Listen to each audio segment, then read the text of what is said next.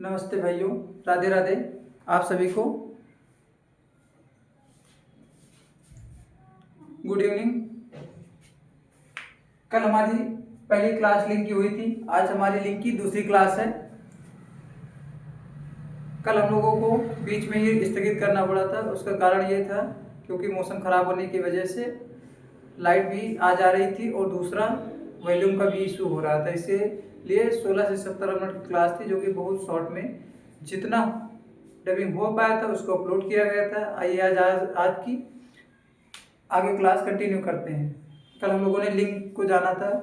लिंग किसे कहते हैं, लिंग से हमें क्या पता चलता है। लिंग पुरुष एवं स्त्री जाति का बोध कराते हैं। पुरुष जाति का बोध कराने वाले शब्दों को पुल्लिंग और स्त्री जाति शब्दों का बोध कराने वाले शब्दों को स्त्रीलिंग कहते हैं। पुल्लिंग और स्त्रीलिंग पहचानने के मुख्यतः 3 कारण हैं। पहला कारण, पहले कैसे हम पता लगा सकते हैं? पहला पता लगा सकते हैं हम सर्वनाम के द्वारा, मेरा या मेरी लगाकर। दूसरा हम पता लगा सकते हैं क्रिया के द्वारा, रहा है रही है के द्वारा। तीसरा हम लगा सकते हैं विशेषण से, अच्छा है और अच्छी है। जैसे अगर मेज है तो जैसे ये पेन है, अगर इसको हम पेन मान लें तो अगर इसका हम वाक्य बनाएंगे तो कैसे बनाएंगे? यह पेन मेरा है।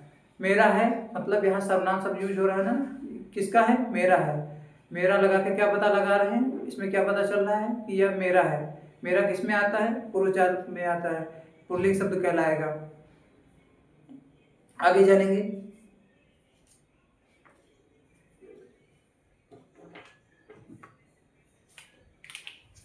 कल हम लोगों ने 6 हेडिंग्स कर ली थी। ग्रहों के नाम, देशों के नाम, द्रव्य पदार्थों के नाम, इन सब के नाम हमने जाने थे कल। आज 7वें हेडिंग डालेंगे पर्वतों का नाम। पर्वतों के नाम में हिमालय, अरावली, यूराल, हिमालय, अरावली, यूराल, सतपुड़ा, ये सब क्या कहलाएंगे? हमारी कहलाएंगे पुल्लिंग में आएंगे। पुल्लिंग जाति का बोध कराते हैं, पुरुष जाति का बोध कराते हैं, इसीलिए ये पुल्लिंग कहलाएंगे, पुल्लिंग शब्द कहलाएंगे। आगे हेडिंग डालेंगे 8वां, धातु एवं रत्नों के नाम। धातु एवं रत्नों जैसे सोना है, तांबा है, लोहा है, ये शब्द किसका बोध कराएंगे? ये सब पुल्लिंग शब्द का बोध कराएंगे। अगर वाक्य हम बनाएं सोना का अगर वाक्य बनाएंगे तो क्या लिखेंगे? सोना महंगा हो गया या सोना महंगी हो गई? सोना महंगा हो गया ना। यही हम वाक्य बनाकर पता लगा सकेंगे कि यह शब्द पुल्लिंग में आएगा या स्त्रीलिंग में आएगा। पुल्लिंग में आएगा तो रहा है रही है, अच्छा है अच्छी है, मेरा है मेरी है, ये 6 शब्द हमने बताए थे जिनसे हम पता लगा सकते हैं। जिनमें से 3 मेरा, अच्छा और रहा है, ये 3 शब्दों को लगाकर हमें ये पता कर चल जाएगा कि यह पुरुष जाति का बोध करा रहा है। अगर वह नहीं करा रहा है तो वह स्त्री जाति का बोध कराएगा। अपवाद में जैसे इसमें लिखा है चांदी। चांदी क्या है? चांदी महंगी हो गई, चांदी सस्ती हो गई, चांदी अच्छी है। अगर हम वाक्य बनाए तो क्या बनता है? ऐसे ही तो वाक्य बनते हैं कि चांदी महंगी हो गई, ऐसा तो कोई नहीं कहता है। आप लोग भी कभी नहीं कहते होंगे कि चांदी महंगा हो गया। यहाँ मतलब क्या बोध करा रहा है? चांदी हमारा अपवाद है पुल्लिंग में, क्योंकि चांदी स्त्रीलिंग का बोध कराता है। इसलिए यहाँ हम लिख लेंगे इसको छोटा सा हेडिंग डाल के स्त्रीलिंग। ये सब किसका बोध करा रहा है? स्त्रीलिंग का बोध करा रहा है। आगे जैसे वार, महीनों का नाम, वार और महीना का नाम, जैसे सोमवार, मंगलवार, अप्रैल, अगस्त, सितंबर, अक्टूबर, नवंबर, मई, जुलाई, फरवरी और जनवरी, ये 4 महीने को छोड़कर बाकी जितने 8 महीने होते हैं वे सभी हमारी पुल्लिंग में आएंगे। और चैत और फाल्गुन, ये शब्द किसका बोध कराएंगे? ये कराएंगे पुल्लिंग जाति का बोध कराएंगे। सभी वार जितने होते हैं, सोमवार, मंगलवार, बुधवार, बृहस्पतिवार, शुक्रवार, शनिवार, रविवार, ये सब किसका बोध कराएंगे? ये सब पुल्लिंग जाति का बोध कराएंगे। जैसे सोहन, नाम कुछ भी हो सकता है। जैसे नाम की बात करें तो जैसे सीता नहीं, यहाँ नाम रख लेते हैं अंचल, अंचल लड़के का भी नाम होता है और अंचल लड़की का भी नाम होता है। तो नाम से हमें ये बोध नहीं होगा कि वह लड़का है या लड़की है, नाम से बोध नहीं होगा कि वह लड़का है कि लड़की है। बोध हमें किससे पता चलेगा, वह कार्य कर रहा होगा, जैसे रहा है, रही है, अंचल नहा रही है। अगर ऐसे वाक्य लिखा है तो इसका मतलब अंचल क्या है, वह स्त्रीलिंग है, वह लड़की का नाम है। अगर अंचल नहा रहा है तो वह लड़की का नाम होते हुए भी उससे नहीं फर्क पड़ता है, तो वहां क्या बोध कराएगा, वो पुरुष जाति का बोध कराएगा। ठीक इसी प्रकार से अपवाद में जनवरी, फरवरी, मई, जुलाई ये शब्द कौन से किसके हैं, ये स्त्रीलिंग शब्द हैं, अपवाद हैं पुल्लिंग में। इनको लिख लेंगे हम स्त्रीलिंग। स्त्रीलिंग का बोध कराएंगे तो किसका कहलाएंगे, जनवरी, फरवरी, मई, जुलाई। इनमें और एक अगर पहचानना हम चाहें तो जैसे जनवरी, इकारान, इकारान ये शब्द हैं किसके किसके अंत में आते हैं। अगर शब्दों के अंत में छोटी ई या बड़ी ई, अधिकांश शब्दों में छोटी ई या बड़ी ई आती है शब्दों के अंत में, तो वह स्त्री जाति का बोध कराएगा। अगला लिखेंगे 10वां हेडिंग डाल के, सभी वर्ण। सभी वर्ण में छोटा है, बड़ा है, छोटी, बड़ी, जितने भी छोटा से ज्ञ तक 52 वर्ण होते हैं, उनमें से छोटी ई, बड़ी ई और ऋण को छोड़कर जितने भी वर्ण होते हैं वे हमारे किसका बोध कराएंगे, पुल्लिंग जाति का बोध कराएंगे। छोटी ई, बड़ी ई, ऋण, जैसे इकारांत, अगर हम छोटी ई से इकारांत,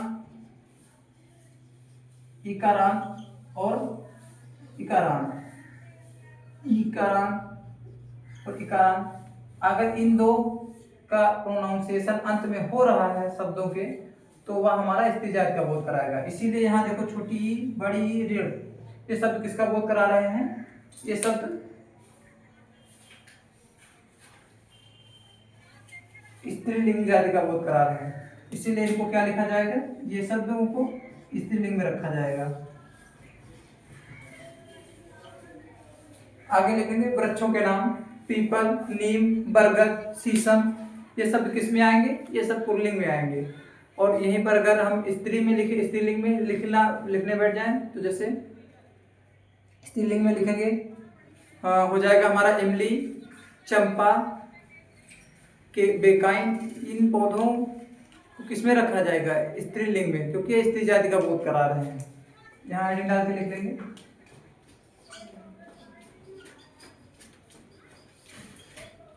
स्त्रीलिंग।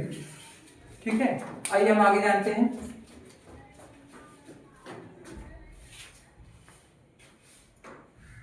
स्त्रीलिंग शब्द, स्त्रीलिंग में कौन कौन से शब्द आते हैं। नंबर 1 हेडिंग डालेंगे ऋतुओं के नाम। ऋतुओं के नाम में शरद ऋतु और ग्रीष्म ऋतु ये सब किस में आएंगी, ये स्त्रीलिंग में आएंगी। अगर ये शब्द आते हैं जैसे शरद ऋतु में, ग्रीष्म ऋतु में गर्मी बहुत होती है, ये किसका बोध करा रहा है, ये स्त्री जाति का बोध कर। गर्मी होता है, कोई कहता नहीं, गर्मी होती है। अगर इसके अपवाद हम लिखेंगे तो अपवाद हेडिंग डाल के लिख लेंगे जैसे पतझड़,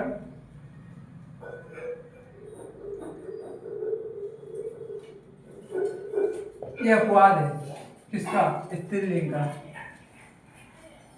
आगे लिखेंगे दूसरा तिथियों के नाम, एकादशी, चतुर्दशी, पूर्णिमा, अमावस्या। एकादशी, चतुर्दशी, पूर्णिमा, अमावस्या ये किसका बोध करा रहे हैं, स्त्रीलिंग जाति का बोध करा रहे हैं। जैसे नदियों के नाम अगर लिखें, गंगा, जमुना ये किसका बोध करा रहा है, गंगा बहती है, ये कोई नहीं कहता गंगा बहता है। गंगा अच्छी है, गंगा का पानी साफ है, साफा है, साफ है, ऐसा कोई कहता नहीं। जमुना बहती है, गंगा और जमुना किसका बोध कराएंगे, ये स्त्रीलिंग जाति का बोध कराएंगे। अगर इन्हीं का कुछ अपवाद हम लिखना चाहें तो लिख सकते हैं, जैसे ब्रह्मा है, ये ब्रह्मा नदी किस में आएगी, ब्रह्मा नदी आएगी पुल्लिंग में। दूसरी लिखेंगे जैसे सोन नदी है, ये किस में आएगी, ये भी पुल्लिंग में आएगी, तो ये किसका बोध कराएंगी, ये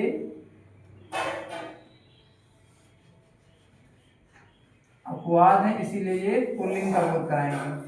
किसका बोध कराएंगे, पुल्लिंग है, ये भी पुल्लिंग शब्द का बोध कराएगा। पतझड़।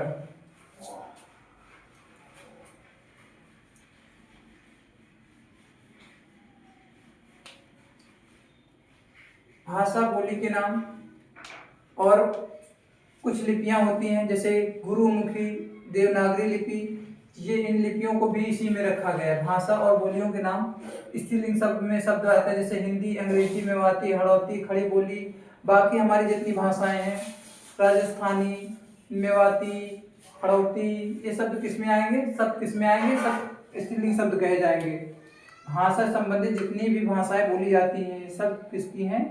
ये सब भाषाएं स्त्रीलिंग में आएंगी। और कुछ लिपियां जैसे देवनागरी, खरोष्टी, गुरुमुखी।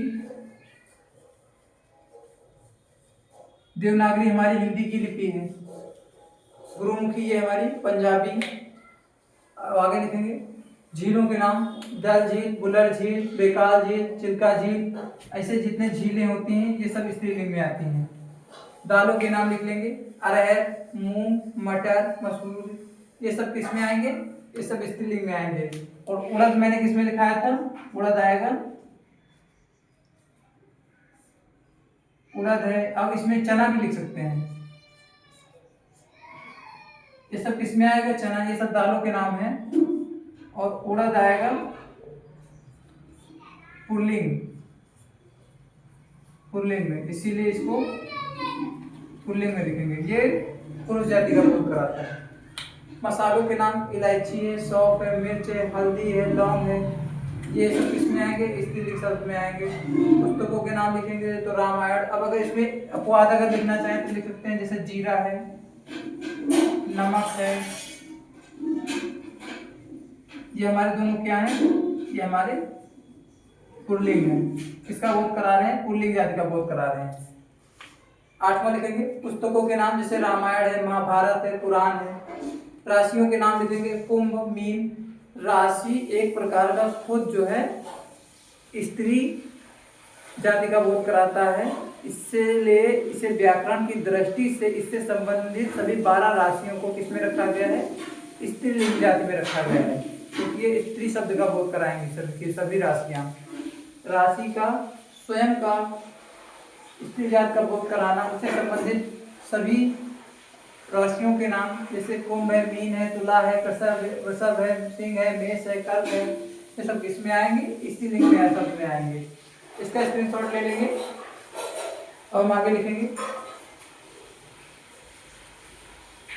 कुछ शब्द होते हैं प्रत्यय के जो शब्द के अंत में आएंगे और किसका बोध कराएंगे? स्त्री जाति का बोध कराएंगे। आइए हम अगली स्लाइड में जानेंगे। अभी हमने यहाँ तक पढ़ा था स्त्रीलिंग में आवट से बने शब्द जैसे सजावट, लिखावट, बनावट, दिखावट, प्रत्यय क्या कहलाएंगे? स्त्रीलिंग शब्द कहलाएंगे। इसी प्रकार आनी प्रत्यय से जो भी शब्द बनेंगे डायरेक्ट वो एक डिक्टो वैसे ही लिखे जाएंगे पेपर में, जिससे अगर भव आ गया तो उसका क्या बनेगा? आनी लगा के प्रत्यय बनेगा भवानी। ये क्या लिखा जाएगा? भवानी। इसी प्रकार नौकर का नौकरानी, मुगल का मुगलानी, देवर का देवरानी, मेहतर का मेहतरानी, इसी प्रकार खत्री का खत्रिणी, यानी खत्रिणी बोले या नी, खत्रिनी। इसी प्रकार आइन और इन प्रत्यय लगाकर, अब देखो इसमें भवानी, आनी, आनी प्रत्यय आ रहा ना, भव में नौकरानी है तो नौकरानी में आनी प्रत्यय आ रहा है ना, इसलिए नौकर से नौकरानी बना है। मुगल का मुगलानी, देवर का देवरानी, मेहतर का मेहतरानी, खत्री का खत्रिणी, मिस्र का मिस्राइन, इसका हो जाएगा मिस्राइन, चौबे का चौबाइन, कुम्हार का कुम्हारिन। अब इसमें 3 प्रत्यय आ गया, छोटी है तो इसीलिए छोटी की मात्रा लगेगी। ठाकुर का ठाकुराइन,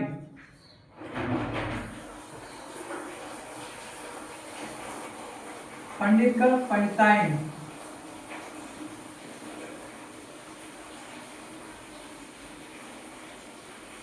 गुरु का गुरुवाइन, सुनार का सुनारिन, छुट्टी है ना तो इसीलिए छुट्टी की मात्रा लगेगा। तेली का हो जाएगा हमारा तेलिन, हलवाई का हलवाइन, छोटी बड़ी मिट के आइन में छोटी का ए है तो इसमें आइन में हलवाई का हलवाइन में छोटी आ जाएगा। बाबू का बबुआइन,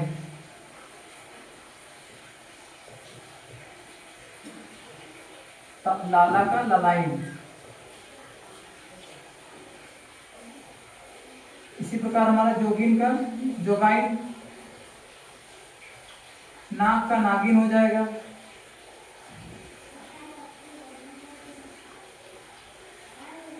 ये सब अगर नाम लिख के आएगा तो इसका अगर हम लिंग परिवर्तित करेंगे तो क्या हमारा नाग हमारा क्या है, पुल्लिंग शब्द है। इसका परिवर्तित करके हम लोग क्या लिखेंगे स्त्रीलिंग में, नागिन। जुलाहा का जुलाहिन,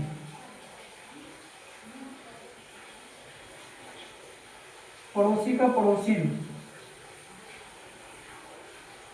ये शब्द हो जाएंगे। आनी प्रत्यय से भव का भवानी, नौकर का नौकरानी, मुगल का मुगलानी, देवर का देवरानी, मेहतर का मेहतरानी, खत्री का खतीनी, मिसिर का मिश्राइन, चौबे का चौबाइन, कुम्हार का कुम्हारी, ठाकुर का ठकुराइन, पंडित का पंडिताइन, गुरु का गुरुवाइन, सुनार का सुनारिन। इसी प्रकार तेली का तेलिन, हलवाई का हलवाइन, बाबू का बबुआइन, लाला का ललाइन, जोगिन का जोगाइन, नाग का नागिन और जुलाहा का जुलाहिन, पड़ोसी का पड़ोसिन। अब इसमें पड़ोसिन इन, इसमें ये प्रत्यय आ रहा है, क्या आ रहा है, इन प्रत्यय आ रहा है। गुरुवाइन आइन में आइन प्रत्यय आ रहा है। इसी प्रकार अगर लिख के आ जाए गुरुवाइन, गुरुवाइन का अगर हम प्रत्यय हटाएंगे तो क्या बनेगा, गुरु। क्या बनेगा, गुरु। इसी प्रकार जुलाहिन का अगर प्रत्यय हटाएंगे, इन प्रत्यय हटेगा तो क्या बनेगा, जुलाहा। आइए आगे जानते हैं।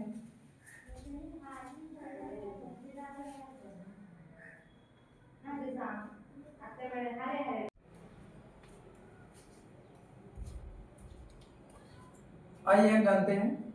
इससे पहले हमने पढ़ा आवट जो कि स्त्रीलिंग में आता है, आइन जो सीधे सीधे प्रत्यय से बनते हैं शब्द, जैसे बबुआइन, हलवाइन ये शब्द बने, और इन, कुम्हारिन, तेलिन, पड़ोसिन ये शब्द बन गए हमारे।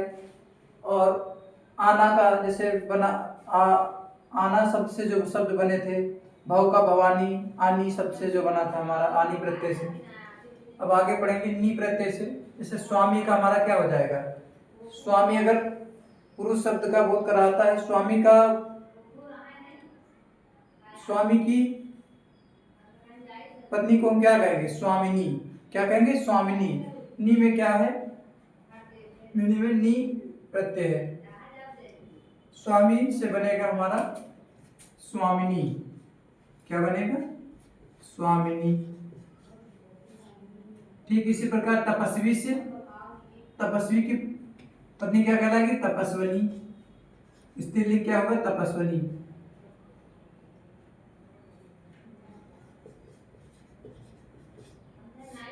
इसी प्रकार यशस्वी का यशस्वनी।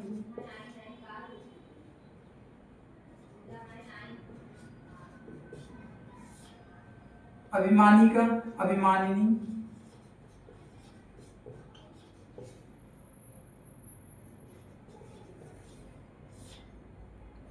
ये हमारे शब्द हो जाएंगे। अब आगे लिखेंगे, जैसे गायक का लिखेंगे, लेखक का इका। लेखक का अगर लेखक है, लेखक का अपोजिट अगर हम लेखक शब्द पुरुष का है, अगर स्त्री का उसी के लिए इस्तेमाल करेंगे तो क्या होगा, लेखिका, इका। क्या प्रत्यय निकल के आ रहा है हमारा, इका। इसी प्रकार लेखक से बनेगा हमारा अगला लेखिका।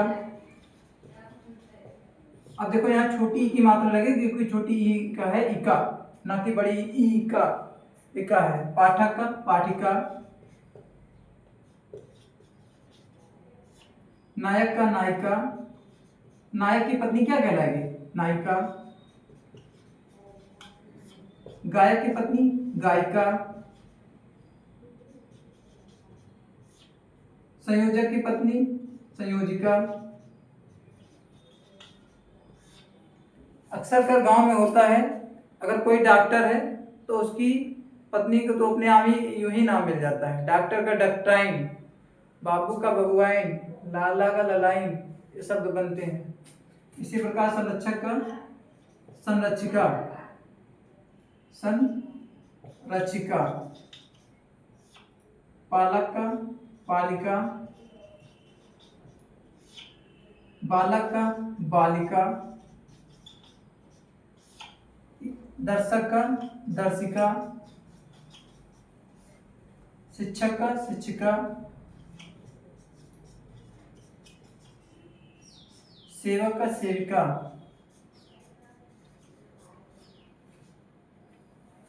सेवक क्या हो जाएगा हमारा, सेविका हो जाएगा। अब मति और वती से बनने वाले प्रत्यय से शब्द मति। श्रीमान का क्या हो जाएगा, श्रीमती। श्रीमान की पत्नी क्या कहलाएगी, श्रीमती।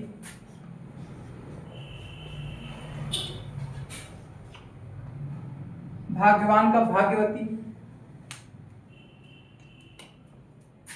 आयुष्मान का आयुष्मती,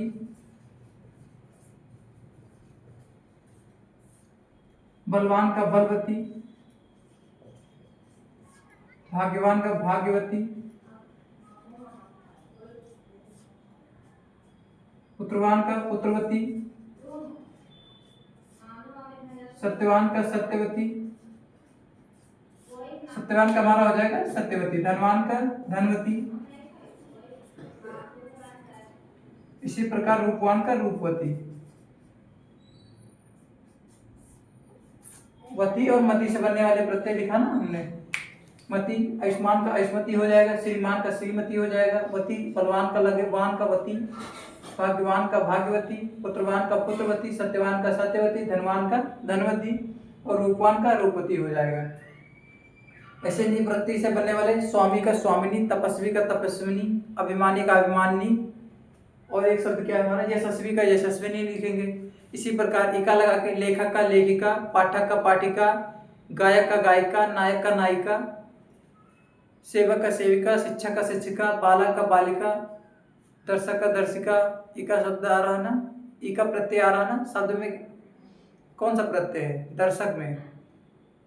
दर्शक तो शब्द हो गया, अगर इसका हम इका लगा के प्रत्यय बनाएंगे तो कौन सा शब्द बनेगा, दर्शिका। लेखिका में कौन सा प्रत्यय है, इका प्रत्यय।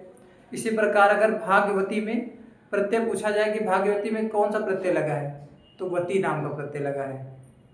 कौन सा प्रत्यय लगा है, वती प्रत्यय लगा। आयुष्मान का आयुष्मती, अगर इसमें आयुष्मती में पूछा जाए कौन सा प्रत्यय यूज किया गया है, तो मति। ठीक है, लगभग आज हम लोगों ने अच्छा से समझा होगा। आज की क्लास इसको यहीं समाप्त करते हैं, कल फिर से हम पढ़ेंगे। लिंक की तीसरी क्लास होगी कल, हमारा टोटल लिंक का जो है चैप्टर समाप्त हो जाएगा। अगर आपको पसंद आता है तो लाइक शेयर एंड सब्सक्राइब करें और क्लास लेना ना भूलें। शुरू से लेकर आखिरी तक आप पढ़ेंगे तब आपको समझ में आएगा। जब इसको 2-4 बार रिवाइंड करके वीडियो देखेंगे तो अच्छे से आपकी पकड़ हिंदी पे हो जाएगी। अभी हो सकता है आपको इतना अच्छा समझ में ना आ रहा हो, क्योंकि संसाधन की असुविधा नहीं कहेंगे, संसाधन का जो है अभाव अभी काफ़ी कम है। पहले बहुत था, अभी जैसे कि बहुत सारी चीज़ें अगर देखी जाए अभी भी कम है, तो आगे हमें देखना है और अच्छे से तैयार करना है। राधे राधे।